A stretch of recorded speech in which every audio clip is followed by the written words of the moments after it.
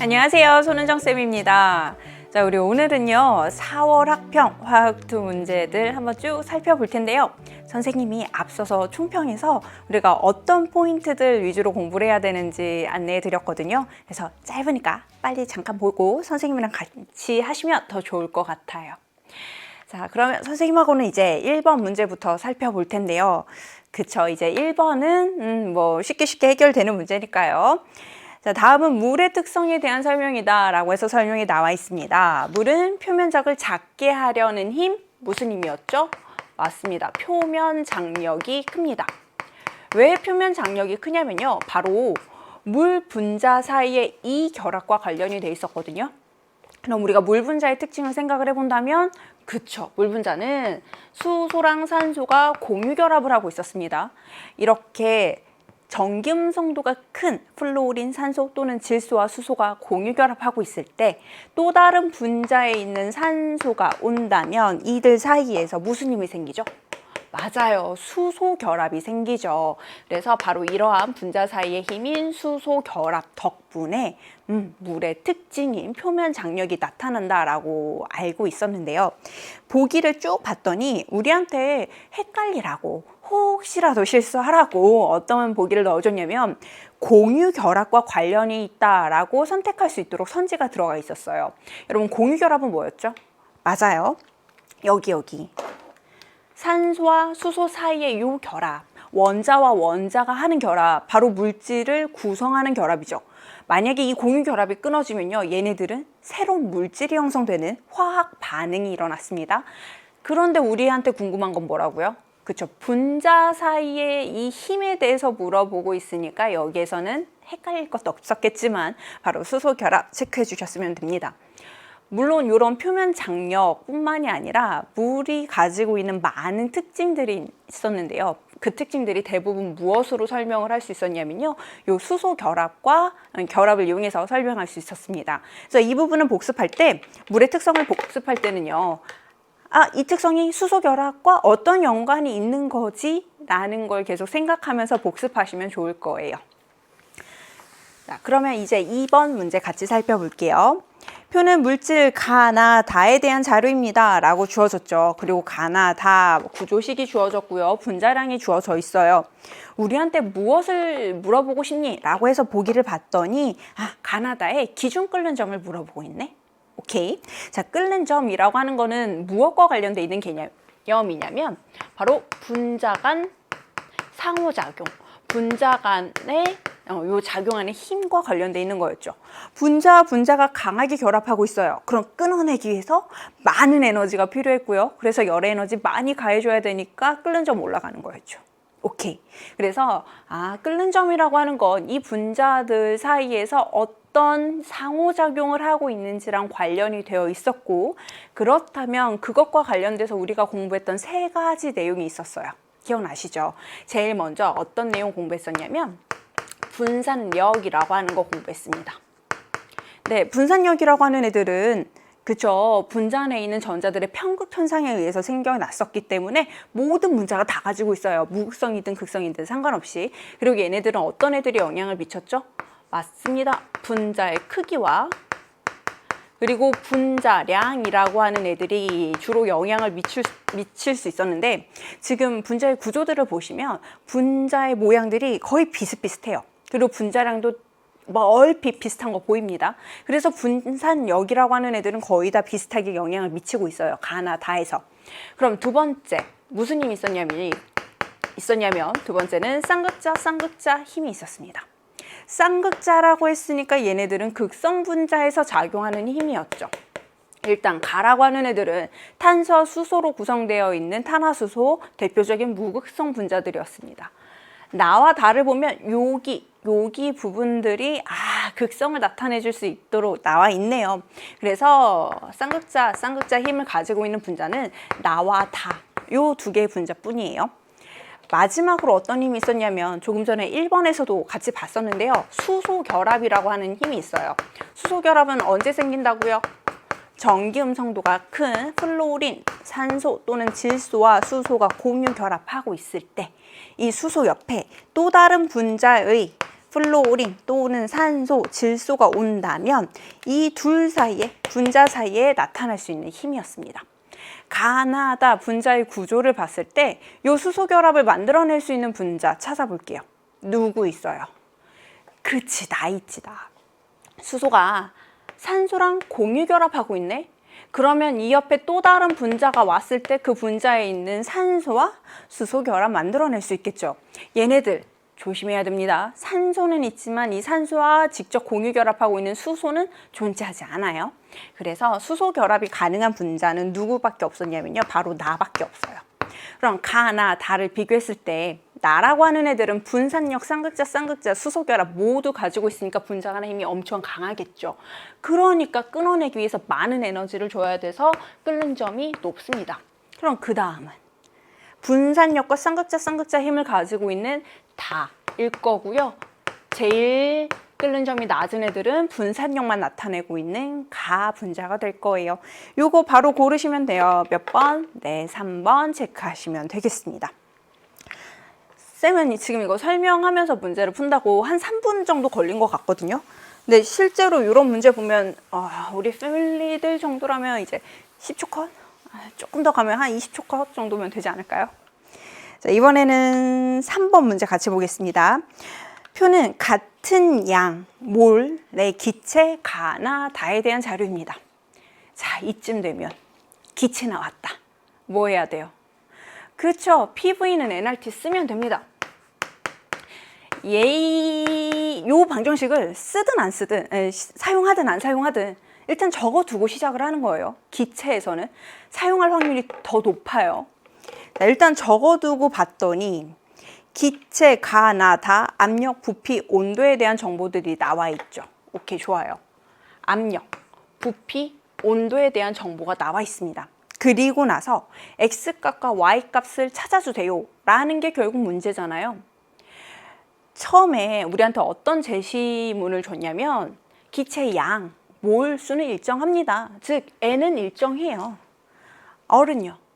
얼은 기체 상수니까 얘네도 일정하죠. 결국 압력과 부피를 곱한 값은 절대 온도 T와 비례한다 이런 관계를 가질 수 있는 거고, 한 단계만 더 정리를 하면 T분의 PV는 항상 일정한 값을 나타내야 합니다 라고 하는 형태까지 정리가 됐습니다. 하셨어요? 네, 정리했으면 나머지 문제는 풀 수 있었을 거예요. 그럼 가부터 접근해 볼게요. T는 200켈빈, 그리고 압력 P는 1, 부피 1, 200분의 1이죠. 이게 가예요. 나에서도 볼게요. 온도 200켈빈, 그리고 압력은 X, 부피는 2. 이 둘이 어때야 된다고? 일정한 값을 가져야 되니까 둘이 같아야 된다고요. 따라서 X는 얼마요? X는 2분의 1이 되면 됩니다. 가와 다를 비교해도 마찬가지예요. T분의 PV는 항상 일정한 값을 가져야 되기 때문에 다 Y분의 압력이 그리고 부피 2 요거랑 가에서 계산한 200분의 1이 또 같은 값을 가져야 합니다. 요렇게 되려면 Y가 800이면 되겠네요. 문제에선 뭐라고 했냐면 X랑 Y 곱해주세요 이거였죠. 그럼 곱하면 얼마? 네, 400, 2번 이렇게 답 찾으셨으면 됩니다. 괜찮았어요. 할만했어요. 네, 좋습니다. PV는 nRT 꼭 기억합시다. 기체 나오면 일단 써주는 거. 그럼 이번에는 4번 문제 살펴볼게요. 4번은 세 가지 고체의 구조를 모형으로 나타낸 것입니다 라고 이렇게 쭉 표현이 돼 있는데 요거는 어렵지 않게 해결할 수 있었을 것 같아요. 어떤 것들 물어보고 있는지 봤더니 기억, 염화 리튬은 결정성 고체이다 라고 하는데, 결정성 고체가 뭐였죠? 입자들이 규칙적으로 배열이 되어서 녹는 점이 일정한 애들, 그런 애들 결정성 고체라고 불러줄 수 있었어요. 염화 리튬을 보면 리튬 이온과 염화 이온이 서로 규칙적으로 번갈아 가면서 배열되어 있죠. 오케이, 그래서 결정성 고체라고 불러주면 돼요. 여기까지 얘기하고 이 그림을 보면요, 어떤 애가 살짝 좀 벗어난 것처럼 보여요. 누가 벗어났죠? 네, 유리가 벗어나 있죠. 어떤 게 달라졌냐면 철이랑 염화 리튬이라고 하는 애들은 입자들이 막 규칙적으로 배열되어 있어요. 근데 유리를 봤더니 막 자기네들 멋대로죠. 이렇게 입자들이 자기 멋대로 불규칙하게 배열되어 있는 이런 고체를 비결정성 고체라고 이야기를 합니다. 비결정성 고체는 어떤 결합은 강하고요, 또 어떤 결합은 약해요. 어떤 결합은 강하고요, 어떤 결합은 약해요. 그러다 보니까 이 결합을 끊어낼 때 필요한 에너지들이 달라요. 약한 결합은 온도를 조금만 높여줘도 끊어지고요, 강한 결합은 온도를 더 많이 높여줘야 끊어집니다. 즉, 녹는 점이 일정하지 않다고요. 그게 어디에서 보여요? 그치, 니은에서 바로 물어보고 있는 거죠. 니은. 자, 유리는 녹는 점이 일정하다? 아니요, 일정하지 않아요. 비결정성 고체예요. 자, 니은은 틀렸습니다. 그럼 마지막 디귿, 고체 상태에서 전기 전도성은 물어보네요. 철이랑 염화리튬 비교하세요 라는 건데, 전기가 통하려면 첫 번째 조건, 전자가 이동할 수 있으면 돼요. 아니면 두 번째, 각각의 전극으로 이온들이 이동할 수 있으면 돼요. 자, 철이라고 하는 애들은 금속에는 자유전자가 존재했죠. 이 자유전자가 자유롭게 이동을 하면서 전기를 흘려줄 수 있는 그런 물질이었습니다. 이온성 고체들은요, 네, 양이온과 음이온이 존재하기는 해요. 그런데 고체잖아. 입자들이 다닥다닥 붙어 있어서 자유롭게 이동할 수가 없다고요. 그래서 전기가 통하지 않습니다. 그래서 맞는 거, 디귿도 맞는 말이네. 전기 전도성은 철이 염화리튬보다 크다. 그래서 기억과 디귿 체크해 주셨으면 돼요. 하셨죠? 네. 자, 사실 여기까지는 쌤이 크게 걱정을 하지 않아도 우리 패밀리들 정도라면, 우리 친구들 정도라면 충분히 해내지 않았을까 싶은 내용들이었습니다. 다만 그냥 이런 개념들이 있었다 정리하는 거였고요. 이제 5번부터 조금 더 화학2다운 이런 느낌이 나는 이런 문제가 나왔죠. 화학2 5번 문제 보겠습니다. 표는 용질 A가 녹아있는 수용의 가와 나에 대한 자료입니다. 가의 밀도는 1g/ml라고까지 주어져 있어요. 일단 정보가 나왔으니까 한번 적어 놓을게요. 1g/ml. 자, 이때 궁금한 건 뭐냐면요, 나 수용액의 농도, 몰농도 물어보네요. 자, 그러면 결국 우리한테 물어보고 있는 건 뭐냐면, 몰랄 농도에 대한 정보를 줄게. 이거를 이용해서 몰농도에 대한 정보를 찾아봐. 이거예요. 그럼 몰랄 농도가 무엇인지 알고 몰농도가 무엇인지 알아야 이렇게 변화를 시키던지 말던지 할 거 아니에요. 그럼 몰농도의 정의를 생각을 해봅시다. 몰농도는 용액의 부피분의 용질의 몰수였습니다. 문제를 봤더니 수용액의 부피는 주어져 있어요. 그럼 우리가 찾아야 되는 거, 알아야 되는 거는요, 용질의 몰수를 알아야죠. 그거를 어떻게 찾냐면 가를 이용해서 찾는 거예요. 가는 몰랄 농도와 관련된 정보가 주어져 있습니다. 몰랄 농도의 정의는 용매의 질량, 킬로그램을 기준으로 이야기했을 때 이 안에 용질이 몇 몰 들어가 있습니까? 라는 걸로 표현해 주는 게 몰랄 농도였습니다. 우리한테 어떤 정보가 주어져 있냐면요, 수용액의 부피에 대한 정보가 주어져 있어요. 근데 그거랑 같이 밀도라고 하는 정보가 주어졌죠. 두 개 곱하면 어떻게 된다? 그치, 밀리리터 다 사라지니까 그램, 용액의 질량에 대한 정보를 얻어낼 수 있었네요. 용액이라고 하는 애는 용매 그리고 용질 각각을 합친 거니까 용질의 질량 1을 빼주면 결국 용매의 질량은 100g이 됩니다. 킬로그램으로 바꿔주면 0.1kg의 용매를 사용하고 있어요. 그럼 이 중에 용질이 몇 몰이 녹아 있어야 비로소 0.1 몰랄 농도가 됩니까? 라고 얘기하면 0.01몰의 용질이 녹아 들어가 있으면 됐겠네. 우리는 1g을 녹였거든요. 이게 바로 0.01몰이었다라는 소리예요. 그럼 2g을 녹였으면 2배죠. 0.02몰이요.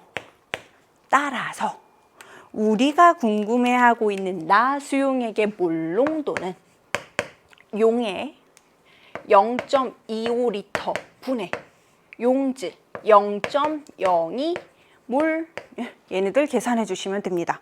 선생님도 그렇게 어렵지 않게 계산할 정도의 수치였으니까 우리 패밀리들은 더 잘했을 거라고 생각을 해요.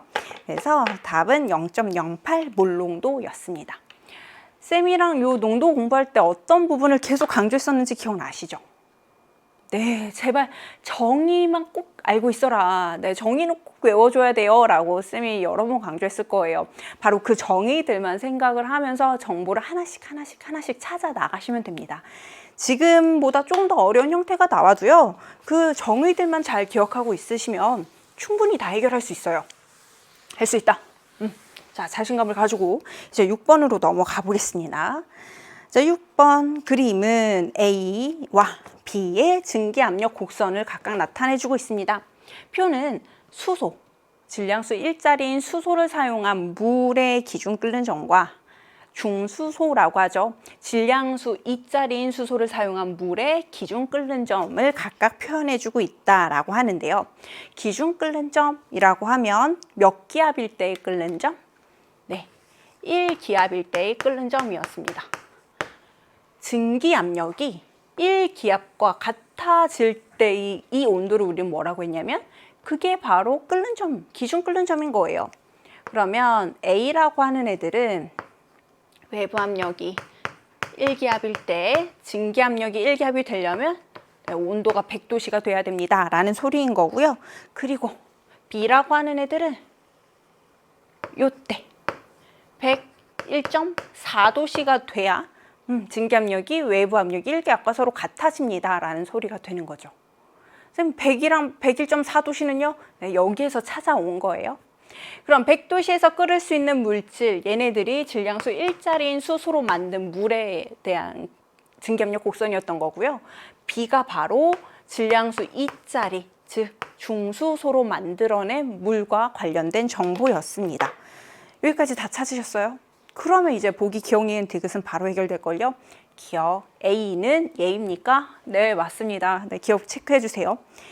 니은, 액체 상태에서 분자 사이의 인력은, 요거 쌤이 언제 얘기했었냐면 2번 문제 풀 때 얘기했어요.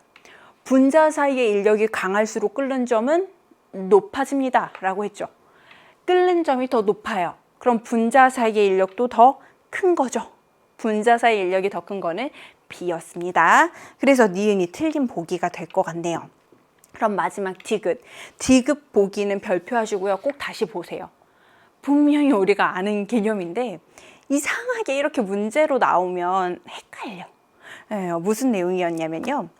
H2O, 질량수 1짜리 얘네들의 기준 끓는 점에서의 증기압력. 기준 끓는 점 100도씨에서의 증기압력은 1기압입니다.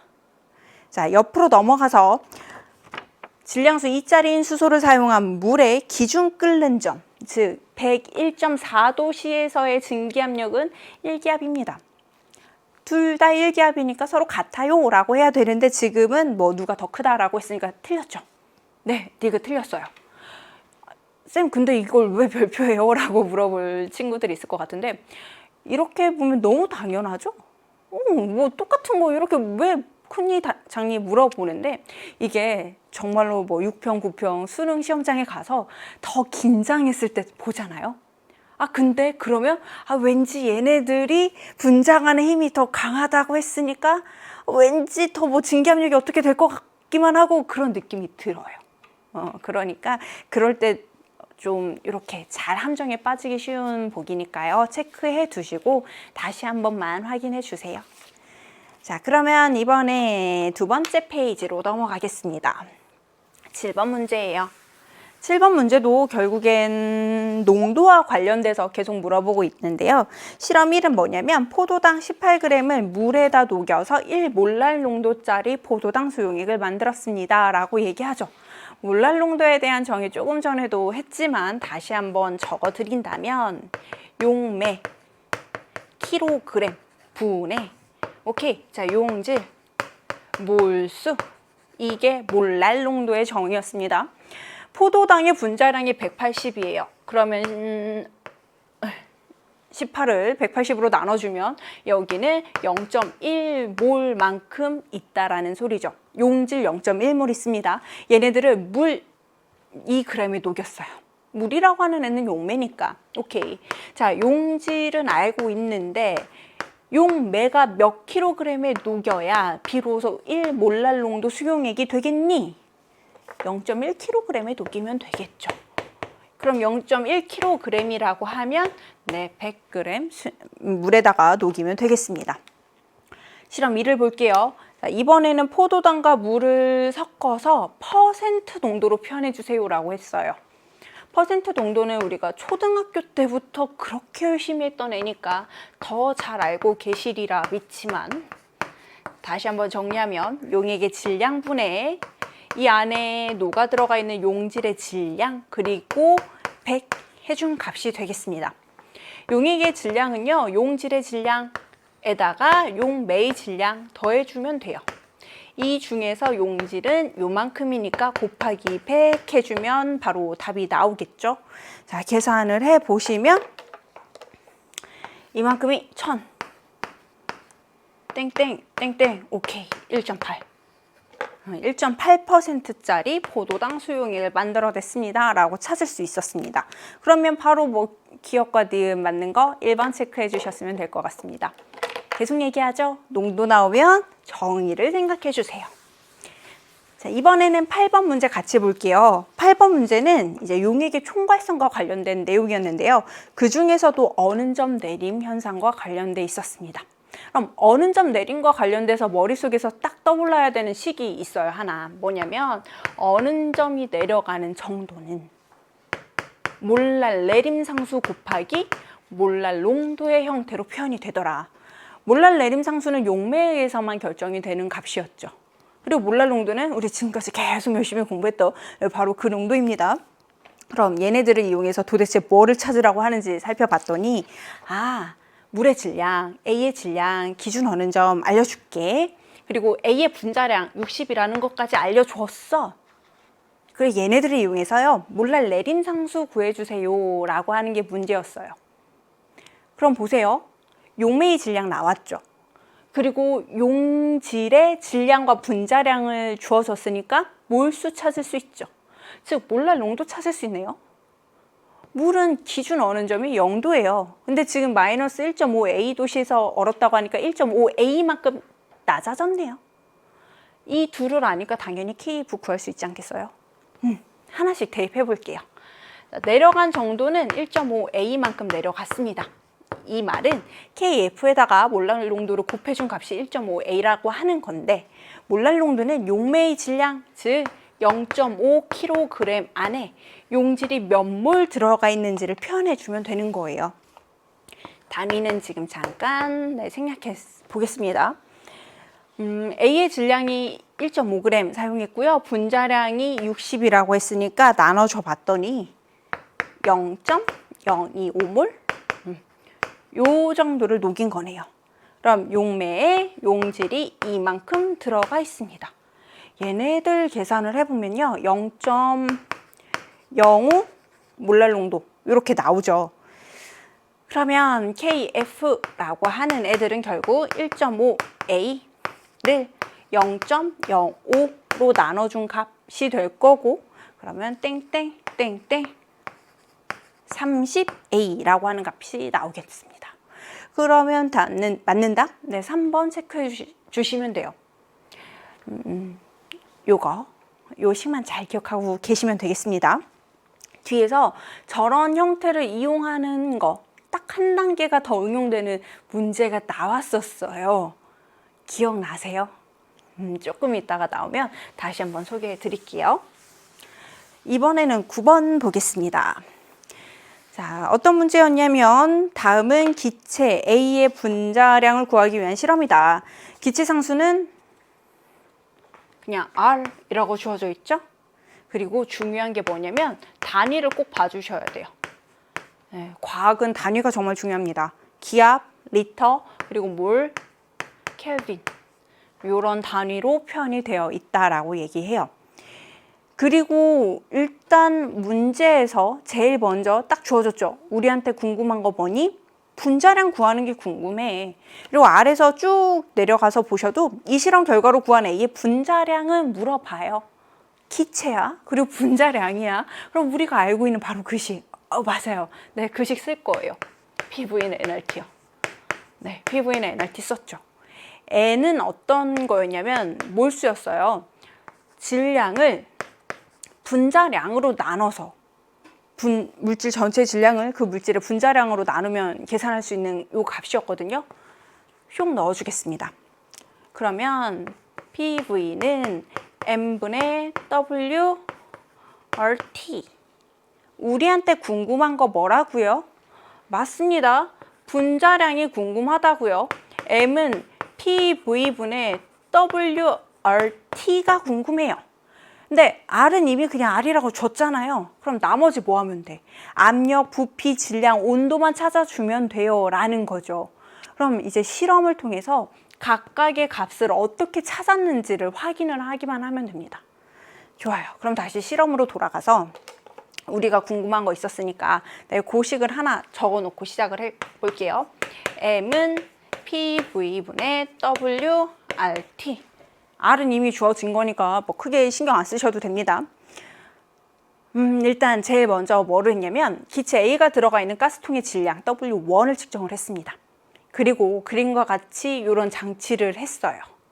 그 다음에 뭐 했냐면 이 장치를 이용해서 주사기에다가 기체 A를 이렇게 슝 집어 넣어 주었습니다. 그러면 주사기에 있는 피스톤이 기체가 들어오니까 뒤쪽으로 밀렸겠죠. 그럼 그 밀린 정도를 눈금을 읽어주면 아, 이 안에 기체가 얼마만큼 들어가 있구나를 읽을 수 있대요. 그래서 V를 측정을 했어요. V가 얼마냐면 150ml라고 나왔는데 쌤이 아까 전에 얼 쓸 때 과학은 단위가 중요합니다 라고 얘기했었죠. 괜히 그런 얘기 하는 거 아니에요. 중요하니까 얘기했어요. 지금 얼에서 단위가 뭘로 나왔냐면 리터로 나왔습니다. 근데 우리는 밀리리터로 얻어냈죠. 그럼 밀리리터 그냥 리터로 바꿔주면 돼요. 뭐 되게 있는 것처럼 얘기했지만 네, 그것만 바꿔주시면 돼요. 그럼 부피는 뭐냐면 0.15리터인 거죠. 오케이, 일단 하나 찾았어요. 그 다음에 뭐냐면 가스통을 분리한 다음에 가스통의 질량 W2를 측정을 했습니다. 처음에 W1은 이 안에 가스가 있었을 때, W2는 그 중에서 일부를 빼냈을 때, 이 차이만큼이 어디로 갔어요?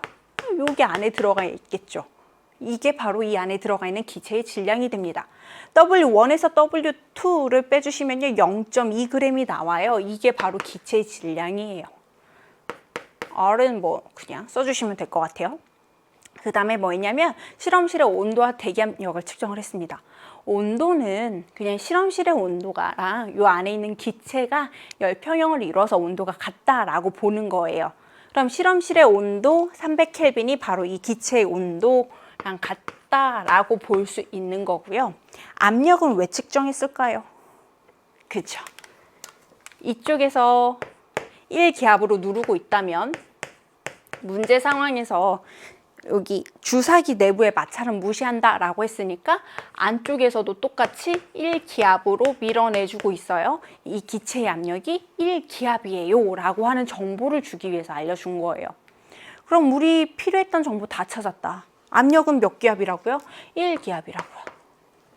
계산만 해주시면 돼요. 네, 이거 정리만 해주시면 400 이 정도의 값이 나올 거다. 4번입니다. 라는 거 찾을 수 있었습니다. PV는 NRT 중요하다고 했죠? 네, 이렇게 사용할 수 있습니다. 문제를 그냥 보면 복잡해 보여요. 선생님도 그거는 아는데 사실은 하나하나 다 우리가 공부했던 거고요. 이렇게 단계 나눠서 보면 다 할 수 있습니다. 선생님은 믿습니다. 자, 그럼 이제 10번 문제 같이 살펴보겠습니다.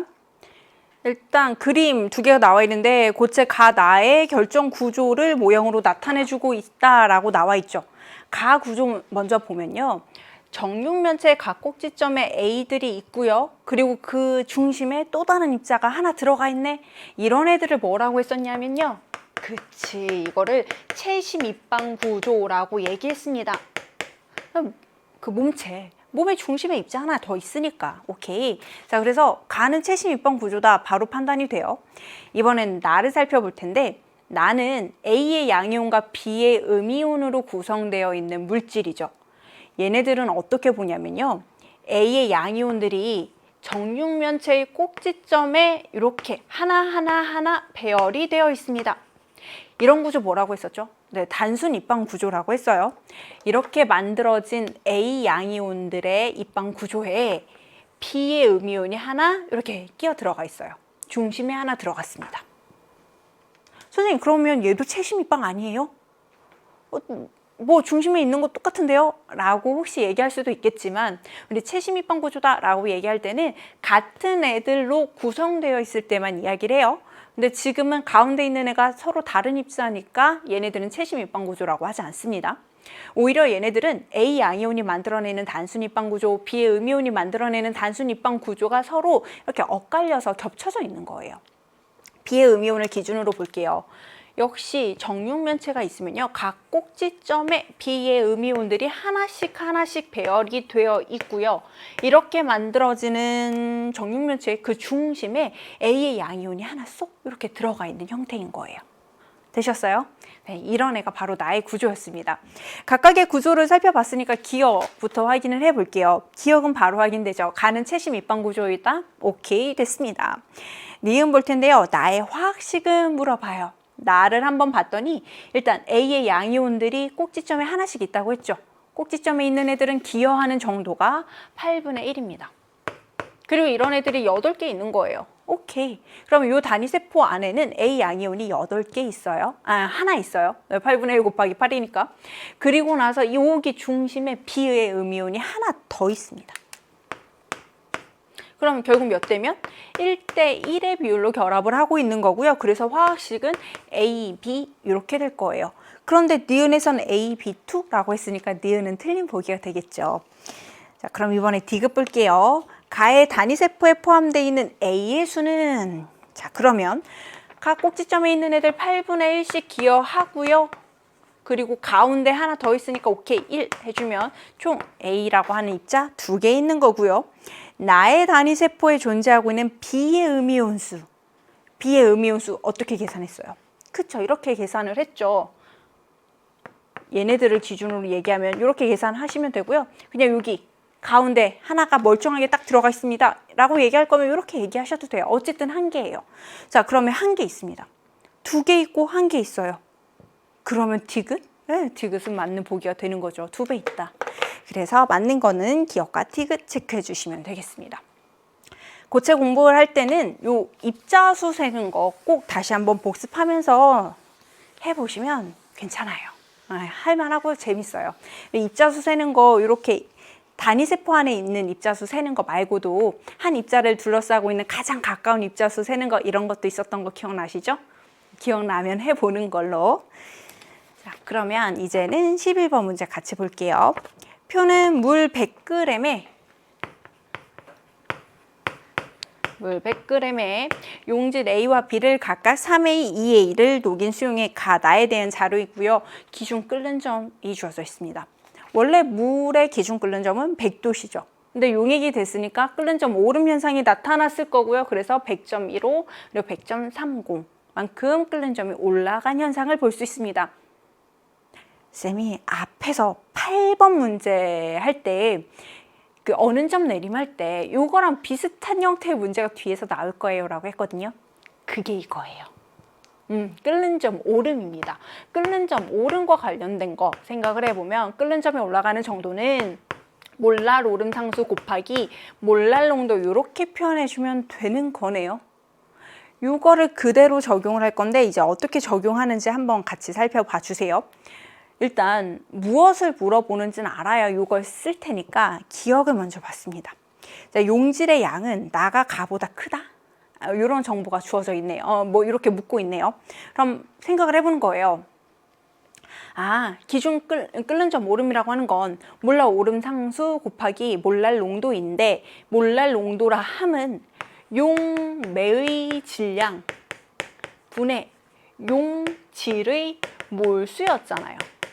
그런데 용매의 양, 물이라고 하는 애들은 0.1kg으로 일정하니까 결국 몰랄 농도는 용질의 몰수에 의해서만 영향을 받겠네요. 그러면 이 용질의 몰수에 비례해서 끓는 점 오름이 나타났겠네요. 여기까지 되셨죠? 그러면 물을 기준으로 가 용액은 0.15도씨만큼 온도가 올라간 거고요. 나는 0.30만큼 온도가 올라갔습니다. 차이가 몇 배? 2배. 올라간 정도가 2배 차이 난다고요. 그러면 여기 몰랄 농도도 2배 차이 난다라는 거고, 바로 용질의 몰수가 2배 차이 난다는 거죠. 그래서 B의 몰수가 바로 A의 몰수의 2배였구나 라는 걸 찾았습니다. 그럼 기억 맞는 거 확인됐죠? 니은 볼게요. 분자량 B를 물어봅니다. 분자량 B, MA 대 MB. 그리고 분자량이라고 하는 거는 물질의 질량을 몰수로 나눠주면 계산할 수 있어요. 질량 3A 그리고 2A였습니다. 몰수를 찾으면 NA 그리고 MB로 나눠주면 되죠. 근데 MB는 NA의 2배라고 했으니까 여기를 ENA 해주면 되겠네요. 없어지고 땡 해주면 네, 분자량 B는 3대 1이 될 거예요. 그러니까 니은은 틀린 보기가 됐죠. 그 다음에 디귿, 가와 나를 혼합했습니다. 끓는 점 오름이 더 크게 나타난 것으로 보아 나가 용액의 농도가 더 진했어요. 가는 내 용액의 농도가 좀 연했습니다. 진하고 연한 애를 섞었으니까 뭐 중간 정도의 농도가 됐겠죠. 그런데 끓는 점 오름이라고 하는 애들은 몰랄 농도에 비례했어요. 여기까지 되셨어요? 근데 우리가 혼합한 용액은 나 용액보다는 몰랄 농도가 작아질 거라고요. 그럼 몰랄 농도가 작으니까 기준 끓는 점도 더 낮은 온도에서 나타났겠네. 근데 문제에선 뭐라고 했어? 더 높대요. 그러니까 틀린 보기죠. 이렇게 찾으시면 돼요. 실제로 시험장에 가서는 이렇게 찾으셨으면 잘하셨어요. 근데 우린 연습이니까 구체적으로 정말로 그런지 뭐 몇 도에서 나타나는지 궁금하지 않으세요? 그래서 이렇게 푸는 거는 실전용인 거고요. 우리 연습용으로 실제로 한 번 더 계산을 해 보도록 하겠습니다. 두 수용액을 섞어요. 그러면 각각 물 100g 100g 썼으니까 전체 물 200g 쓴 거죠. 오케이. 네, 용매는 0.2kg을 사용했습니다. 그리고 NA 몰이었고요. 얘네들은 ENA였죠. 섞어주세요. 그럼 3NA예요. 이게 몰랄 농도인데, 그러면 이런 몰랄 농도가 됐을 때 끓는 점이 궁금해요 라는 거잖아요. 어떻게 계산할 거냐면 우리가 이미 알고 있는 애들과 비례관계를 사용하겠습니다. 가에서 보면 0.1kg의 물에 NA만큼 용질을 녹였을 때 끓는 점 오름이 0.15도씨만큼 나타났어요. 그럼 비례식 풀면 되겠네. 0.225. 가보다는 끓는 점이 높죠. 근데 나보다는 끓는 점이 낮아지는 거 이렇게 확인하시면 됩니다. 해볼 수 있겠죠? 비례식만 잘 사용하시면 화투는 우리 패밀리 정도라면 다 할 수 있습니다. 선생님도 하잖아요. 항상 말하는 거지만 선생님이 할 수 있는 정도면 더 잘할 수 있어요. 저는 굳게 믿고 있습니다. 자, 그럼 이제 12번으로 넘어갈게요. 다음은 25도씨 표준 상태에서 몇 가지 반응의 열화학 반응식입니다 라고 주어졌고요. 궁금한 건 뭐냐면 이 x라고 하는 값이 궁금하대요. 그래서 찾아볼 텐데 이 x라고 하는 값을 찾으려면 결국 주어져 있는 식들을 뭐 곱하고 더하고 빼고 잘 조합을 해서 만들어야죠. 쌤은 어떻게 하냐면 일단 필요한 애들 찾습니다. 일단 C2H2가 필요해요. 앞에 2라고 하는 건 2몰의 의미죠. 열화학 반응식에선 2몰의 C2H2가 필요해서 나머지 주어져 있는 애들에서 봤더니 여기 보여. 근데 여기에는 1몰이에요. 그러면 2몰로 바꿔주려면 여기에다 곱하기 2 해줘야 될 것 같죠. 그리고 한 가지 더. C2H2가 반응물로서 필요한데 지금은 생성물에 가 있어요. 화살표 방향을 바꿔줘야죠. 그럼 역반응이니까 오케이, 델타 H 부호도 바꿔줘야 돼요. 그것만 생각을 하면서 한번 적어 보겠습니다. C2H2 지금 상태는 잠깐 생략할게요. EC 그리고 H2 역반응이죠. 이렇게 되려면 델타 H 부호를 바꿔주면 돼요. 마이너스 C. 그런데 우리 2몰 필요해서 곱하기 2 하기로 했었죠. 2 해주시고 곱하기 2 해주면 4 될 거고 어머나, 여기 너무 달라붙겠었으니까 이렇게 써주시면 되겠습니다. 그럼 물질의 양을 2배씩 했으니까 이때 출입하는 열의 양도 2배로 늘어났겠네요. 오케이. 자, 그 다음에 무엇이 필요하냐면 우리는 CO2가 필요하거든요. 그런데 C가 나와 있어. 그럼 C를 없애고 CO2를 만들어주면 되겠네. 걔네가 누구냐면 두 번째예요. C를 사용하는 대신 CO2를 만들어냈죠. 오케이. 나온 애를 씁시다. 어떻게 쓸 거냐면 탄소와 산소가 반응을 하면 CO2가 만들어지거든요. 우리 4개 써야죠. 4몰 써야죠. 요 반응식을 4배 하겠습니다. 그러면 이때 출입하는 열량도 4배 되겠죠. 오케이. 그러면 C는 해결했어요. 마지막으로 해결해야 되는 거 H2 있습니다. H2를 없애면서 H2O를 만들어야 되니까 첫 번째 식을 그대로 써주면 되겠네요. 그럼 H2와 산소가 반응해서 이 H2O가 나올 거고 그대로 썼으니까 델타 H도 그냥 A 써주시면 되겠습니다. 그러면 최종 정리해보면요. 4몰의 탄소가 나온 대신 4몰의 탄소를 사용했죠. 2몰의 수소기체가 나온 대신 2몰의 수소기체를 사용을 했습니다. 그래서 최종적으로 EC2H2에다가 4 더하기 1, OO2가 반응해서 4개의 CO2와 2개의 H2O가 만들어졌습니다. 그러면 이때의 델타 H는 A 더하기 4B 마이너스 2C 이렇게 되면 되겠네. 이게 바로 X라고 하는 값이고요. 맞는 것 2번 찾아주시면 되겠죠. 하실 수 있겠죠? 겁먹지 마시고요. 그냥 내가 필요한 거, 없애야 되는 거, 주어져 있는 정보에서 하나씩 차근차근 없애주시면 돼요. 근데 이거를 그냥 시험장에 가서 갑자기 하려고 하면 안 보여요. 막 긴장되고 그래서 더 안 보이니까 우리 평소에 연습할 때 꼭 뭐 당연한 거 아니야? 이렇게 넘기지 마시고 한 번씩 해보면 나중에 진짜 도움 됩니다. 해보세요. 이번에는 13번입니다. 열심히 계산들 했으니까 조금 쉬어가는 이런 문제도 나와줬네요. 다음은 냉장고 안에 있는 냉매의 상태 변화와 관련되어 있는 설명입니다. 응축기에서 냉매는 열을 방출하면서 액화됩니다 라고 표현되어 있죠. 액화는 기체가 액체로 가는 현상. 그럼 기체라고 하는 애들이 액체보다도 가지고 있는 에너지가 더 높으니까 액체로 오려면 자기가 가지고 있던 에너지를 밖으로 방출해 줘야 되죠. 그럼 에너지를 방출을 시켰으니까 이 과정에서 냉매가 가지고 있는 고유한 에너지인 엔탈피는 어떻게 된다? 감소하더라. 감소한다. 자, 두 번째, 증발기에서 냉매는 열을 땡땡땡 해서 기화됩니다. 기화라고 하면 액체 상태였던 애들이 기체로 가는 거죠. 기체라고 하는 애들은 엔탈피가 더 높으니까 외부에서 에너지를 흡수해 와야 돼요. 오케이. 자, 외부에서 에너지를 흡수하는 흡열 반응이 일어날 거고요. 그러니까 주위의 온도가 내려가는 거죠. 그래서 증발기에서 냉매는 열을 흡수하여 주위의 온도를 낮춰줍니다 라고 하는 거 답은 4번 체크하시면 됩니다. 되셨죠? 오케이. 자, 이번에는 14번 볼 거예요. 14번도 결국 반응 엔탈피 그리고 그 엔탈피들의 정의를 잘 알고 있니? 라고 하는 개념을 물어보고 있는 문제입니다. 개념 잘 생각해가면서 문제 봐주세요. 문제를 읽어봤더니 25도씨 표준 상태에서 H2와 O2가 반응해서 H2O가 되는 반응의 화학 반응식을 써줬습니다. 감사해요. 자, 그 다음에 뭐라고 했냐면 25도씨에서 H2O의 표준 생성 엔탈피는 이라고 얘기했죠.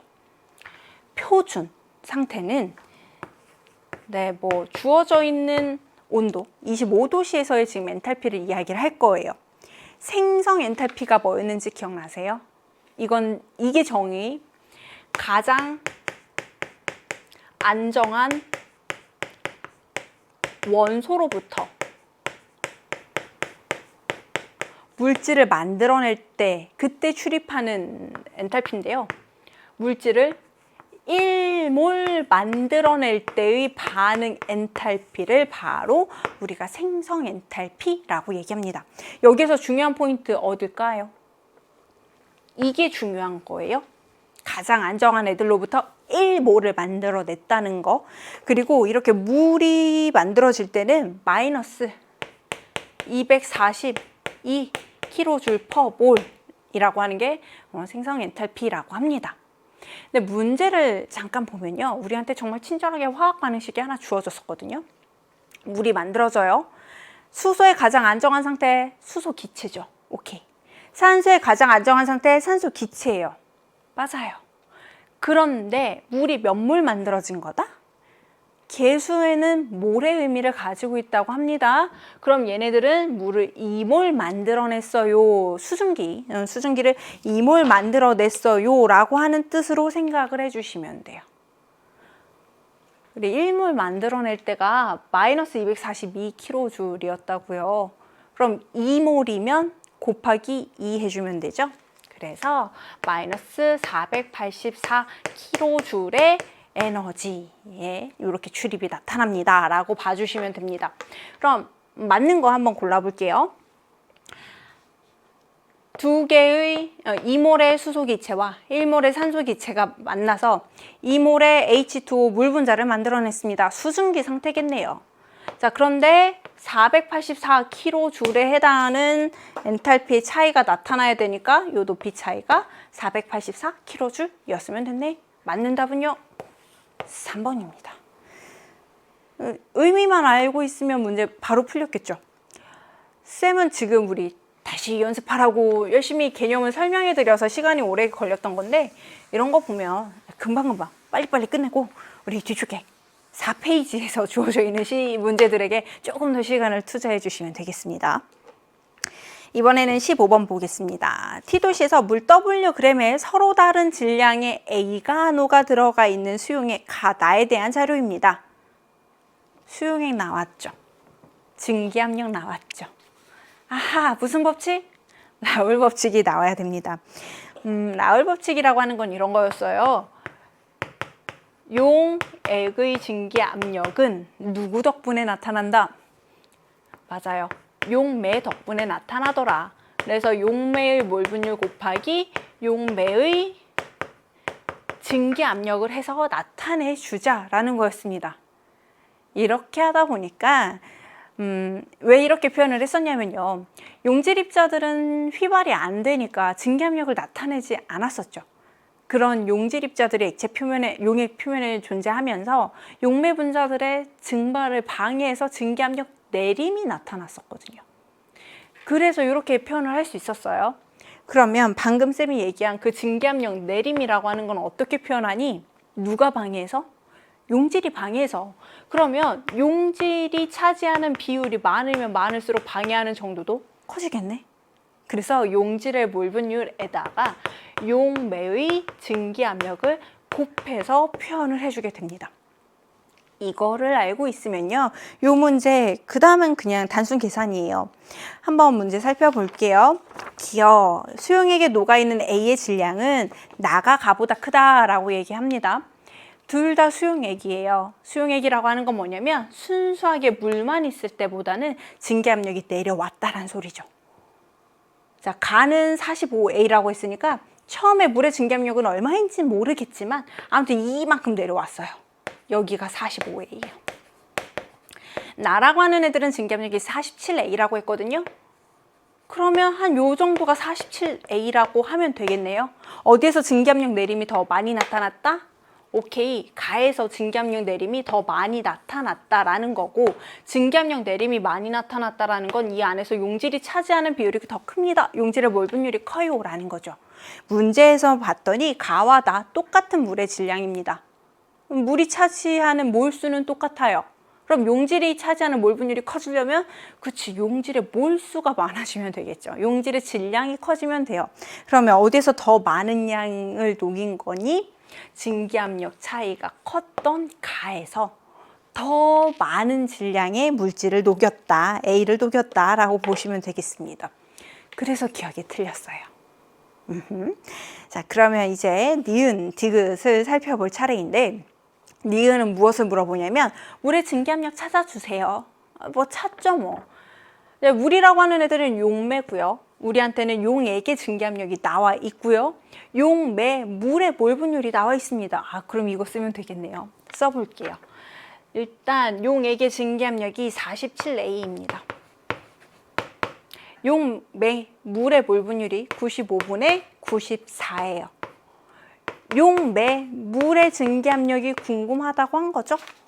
그러면 물의 증기압력은 47A 곱하기 94분의 95 표현해 주시면 2분의 95A, 이게 물의 증기압력입니다. 찾았고요. 니은이 맞는 복입니다. 그럼 이번에 기억도 한번 찾아볼까요? 기억도 마찬가지로 그냥 하나하나 대입해보면 되겠죠? 이번에는 물의 증기압력이 2분의 95A라는 거 알고 있고요. 용액의 증기압력이 45A라는 거 알고 있어요. 45A는 물의 몰 분율 곱하기 물의 증기압력. 그러면 X라고 하는 애들은 95분의 90이 되겠네? 그러면 얘네들은 19분의 18 이렇게 표현할 수 있겠죠? 디귿 봤더니 19분의 18. 아, 우리가 계산한 값이랑 똑같은 거 나왔습니다. 이럴 때 그 기쁨, 그죠? 자, 그래서 맞는 답은요, 니은과 디귿 두 개 체크해 주셨으면 됩니다. 자, 이번에는 16번으로 넘어가 볼게요. 범위가 좀 좁아서 나왔던 개념들이 계속 반복해서 연습하라고 나오고 있는 거 느껴지시죠? 16번도 결국 농도랑 관련돼 있는 문제예요. 다음은 서로 다른 농도의 A 수용의 가와 나를 혼합한 후 물을 추가해서 달을 만드는 모양을 나타냈습니다. A의 화학식은 40이라고 주어져 있어요. 주어져 있는 정보이고요. 쭉 봤더니 보기, 기억니은 디귿 쓱 한번 스캔을 하시면 X 값을 구하세요라고 나오죠. X는 뭐냐면 혼합해서 만들어낸 용액의 퍼센트 농도입니다. 그럼 느낌이 왔어. 아하, 퍼센트 농도란 용액의 질량 분의 용질의 질량 그리고 곱하기 100 이렇게 해준 값이었잖아요. 우리가 찾아야 되는 건 뭐냐면 가, 나, 수용액에서 용질이 각각 몇 그램씩 녹아 들어가 있었는지, 그리고 또 용액은 각각이 몇 그램이었는지를 찾아주면 되는 거예요. 무엇을 찾아야 되는지 알았죠? 그럼 찾을게요.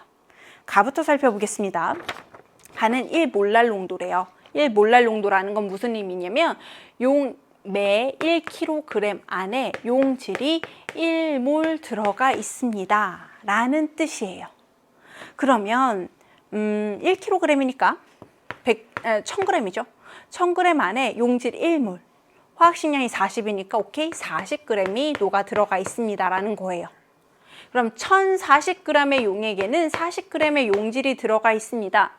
됐죠? 근데 우리한테 주어져 있는 용액은 사실은 52g밖에 안 주어져 있어요. 그럼 비례식 풀어보면 이 안에는 용질이 몇 그램 들어가 있니? 2g 들어가 있습니다. 요렇게 찾았습니다. 오케이? 네. 그럼 이번에 나 살펴볼게요.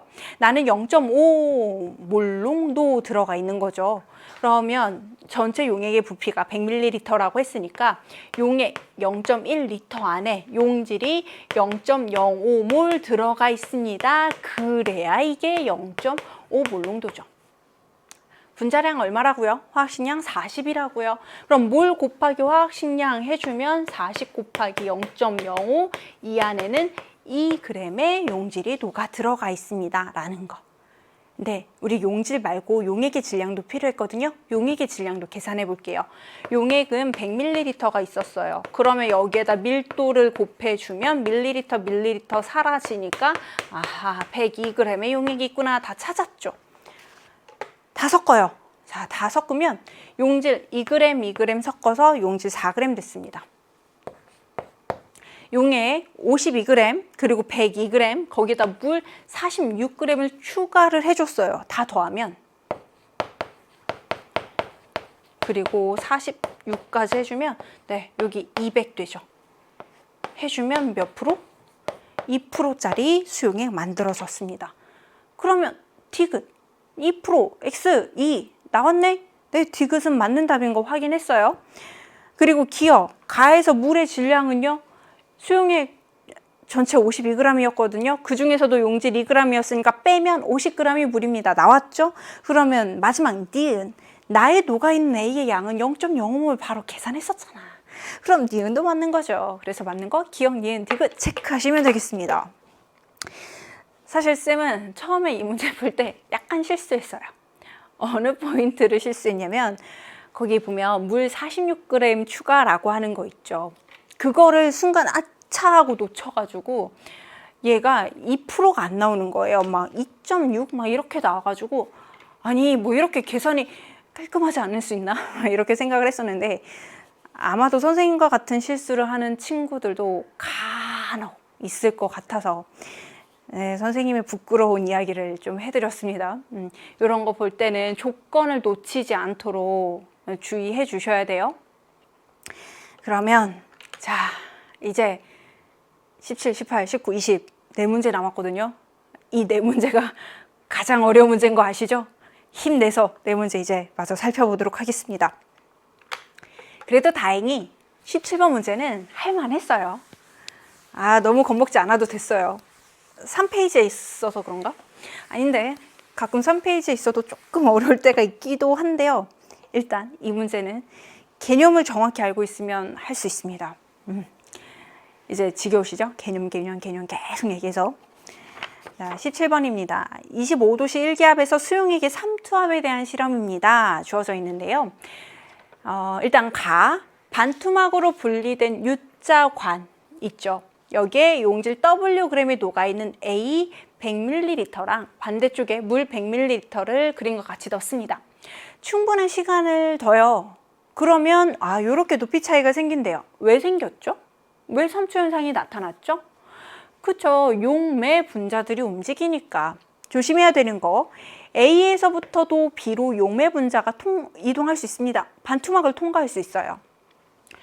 물로부터도 A 쪽으로 용매 분자가 슝 갈 수도 있어요. 근데 다만 어디에서 더 많은 분자가 이동한다?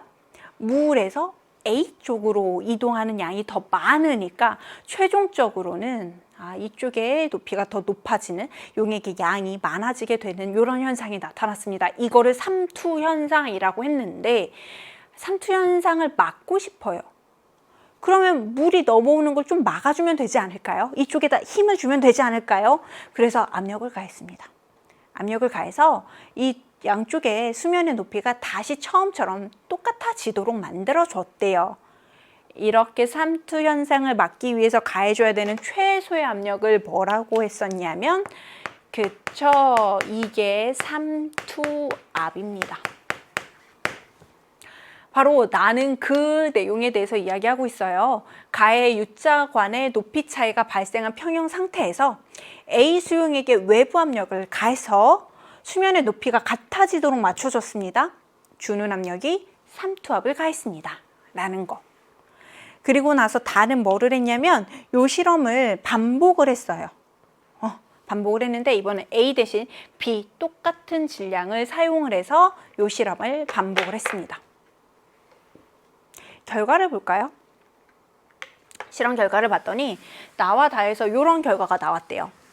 나에서는 외부에서 0.02 기압을 줬더니 삼투 현상이 막아졌고요. 다에서는 0.03 기압을 줬더니 삼투 현상이 막아졌대요. 외부 기압이 삼투압이라고 했고요. 그러면 여러분 우리 삼투압과 관련돼서 공식 하나 공부했었던 거 기억나십니까? 반트호프 법칙.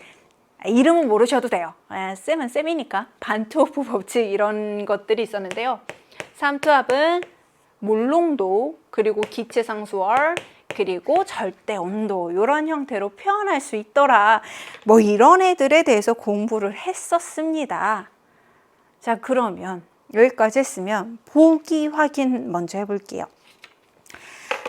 우리가 실험을 했을 때 외부에서 삼투압을 가해서 자, 양쪽의 높이를 다시 맞춰줬습니다.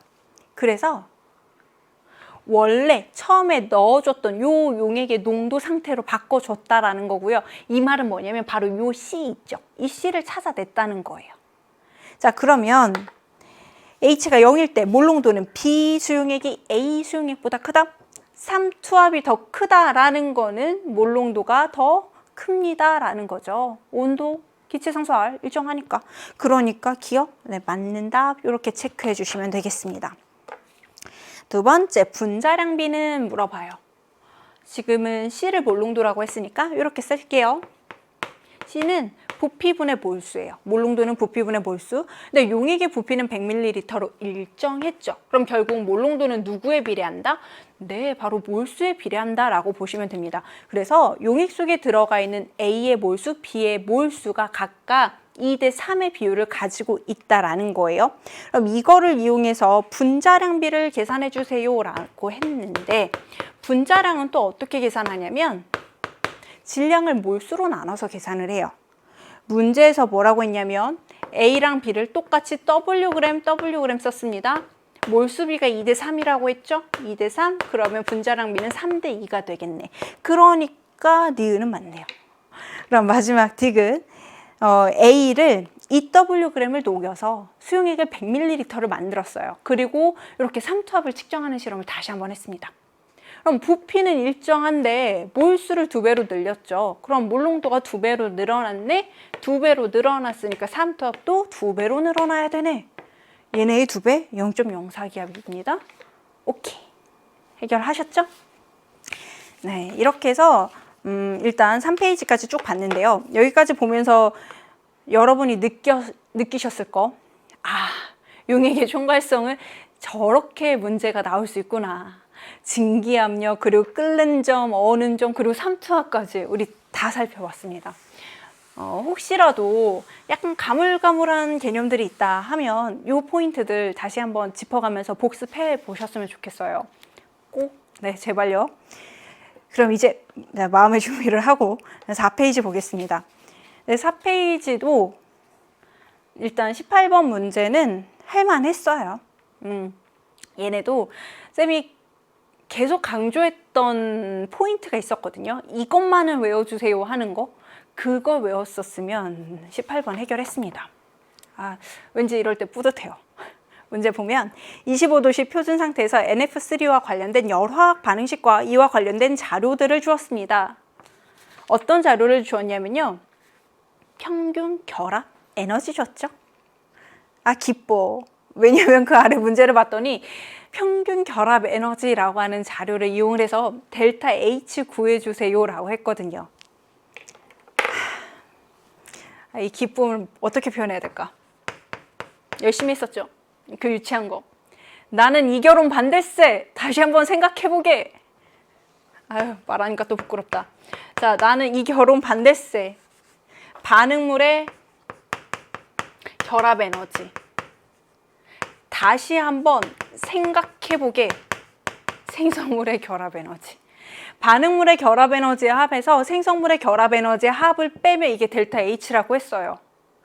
이 식이 머릿속에서 탕 떠올랐으면 이 문제는 정말 빠르게 풀렸을 겁니다. 한번 같이 볼게요.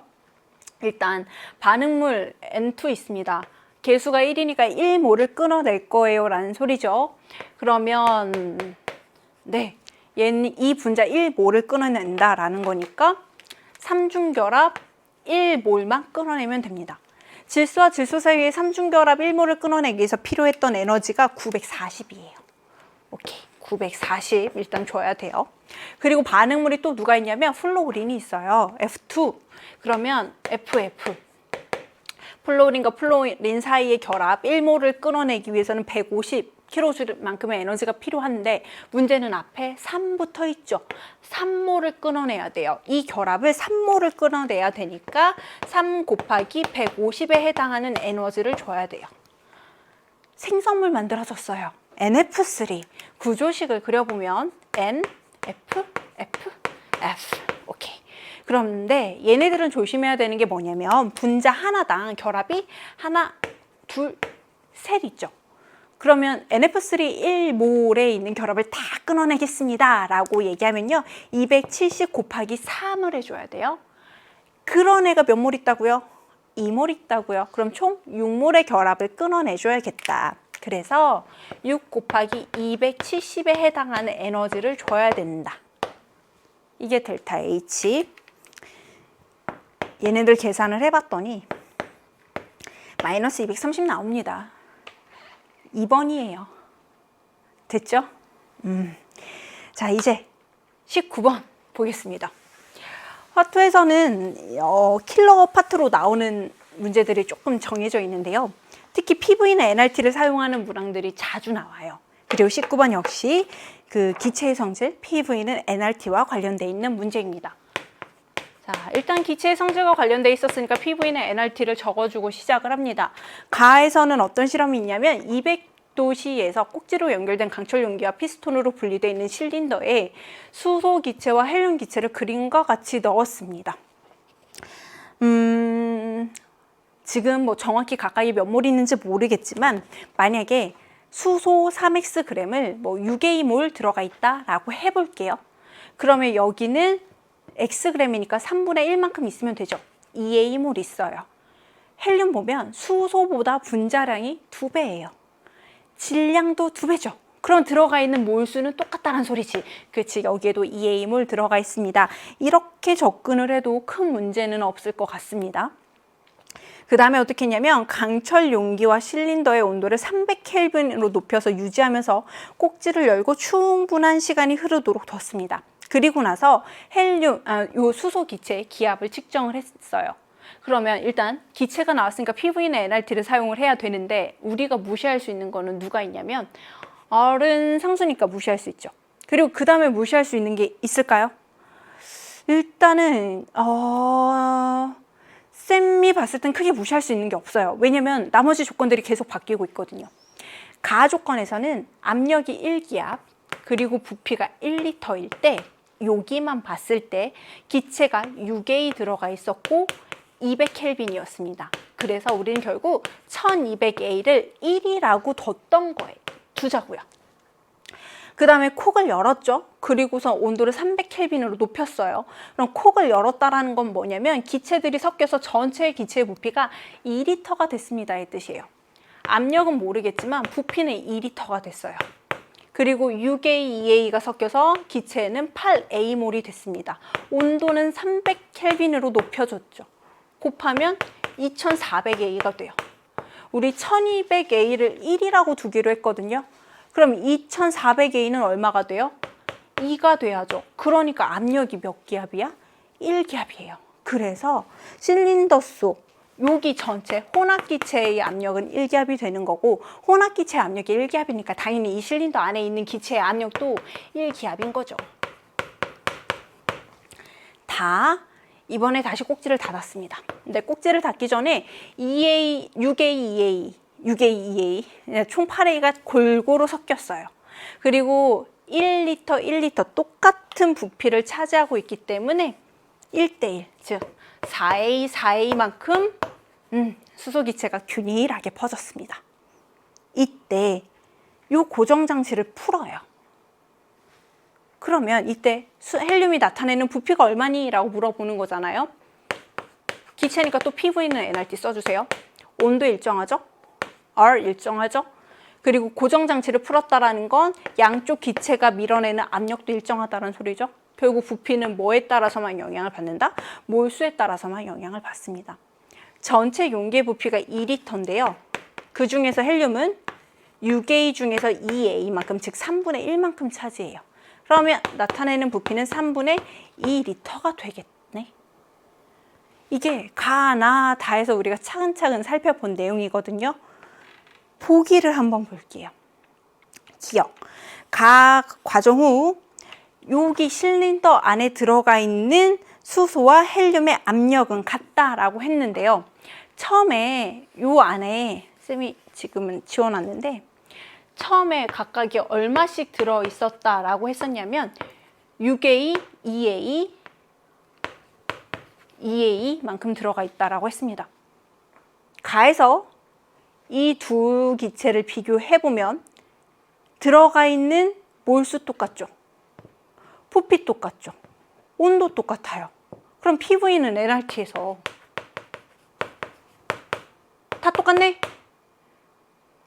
그럼 뭐도 똑같아야 돼? 압력도 똑같아야죠. 그래서 기억이 맞는 답이에요. 두 기체의 압력은 서로 똑같습니다. 니은, P는 1기압입니다. 찾았네요.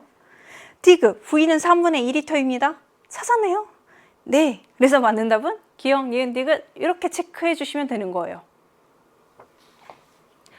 뭔가 분명히 실험 문제여서 어려웠어요. 쉽지 않았을 거라고 쌤도 압니다. 거기에다가 이쯤 되면 시간도 부족해져서 마음도 급해졌거든요. 그래서 문제를 처음 봤을 때 좀 어렵게 느껴졌을 수도 있는데 사실 보니까 단계 쪼개서 보니까 PV나 NRT만 계속 넣었다 뺐다 하면 되는 거죠. 그러니까 다음에 봤을 때는 긴장하지 말고 조금 더 자신감 가지고 문제 푸시라고요. 다 할 수 있어요. 그럼 진짜 오늘의 마지막 문제 20번 문제 살펴보겠습니다. 자, 다음은 기체의 성질을 알아보기 위한 실험입니다.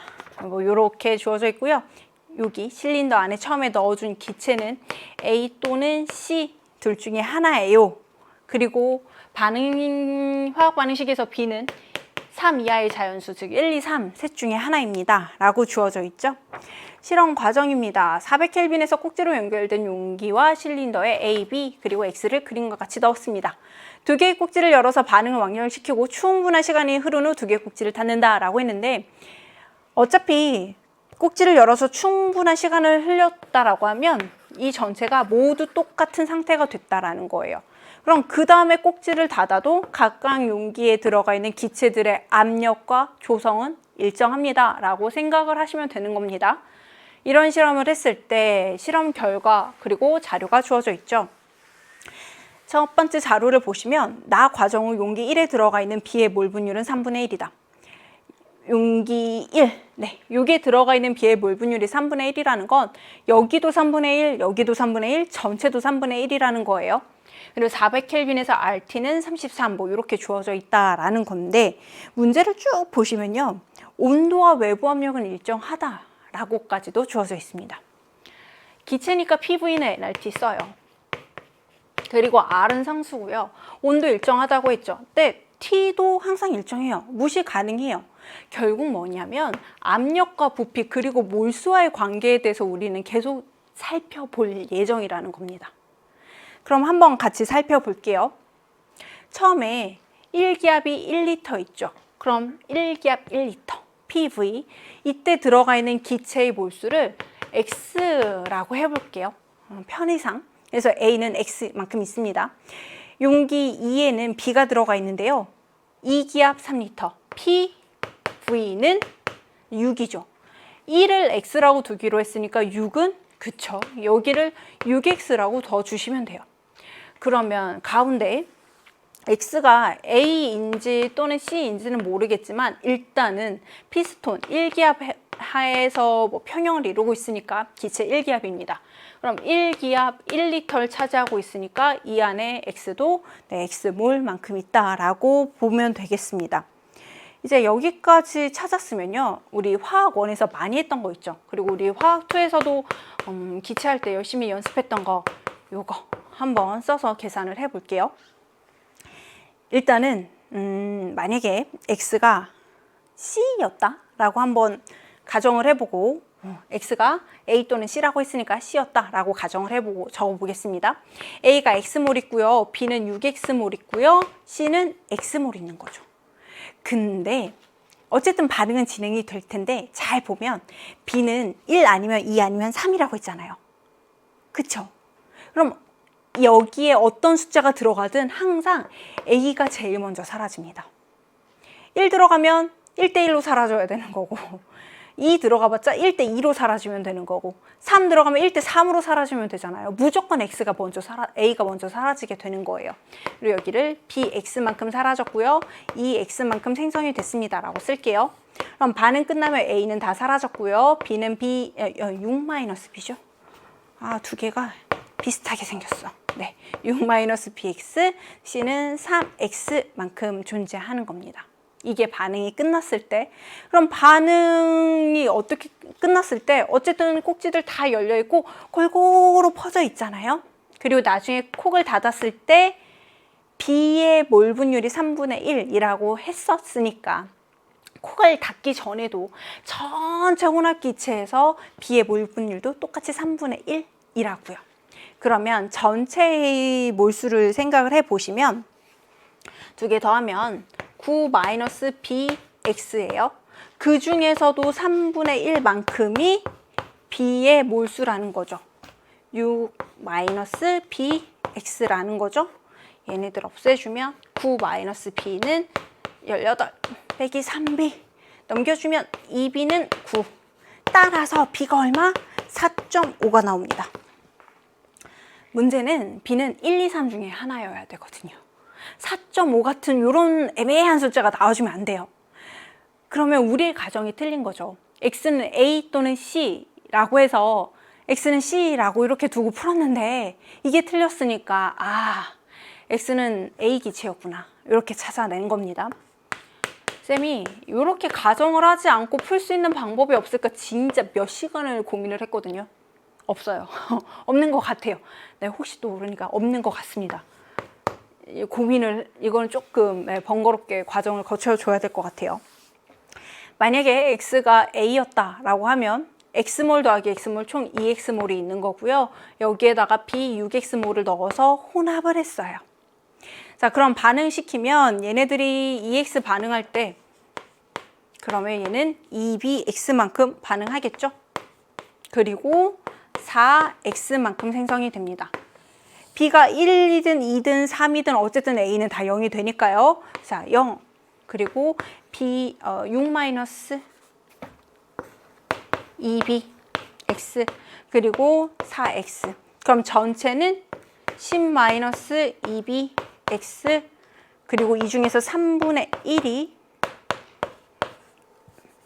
6-2B X라는 거죠. 없애주고 없애주면 10-2B는 18-6B가 되니까요. 넘겨주면 4B 8 따라서 B는 2입니다. 찾았습니다.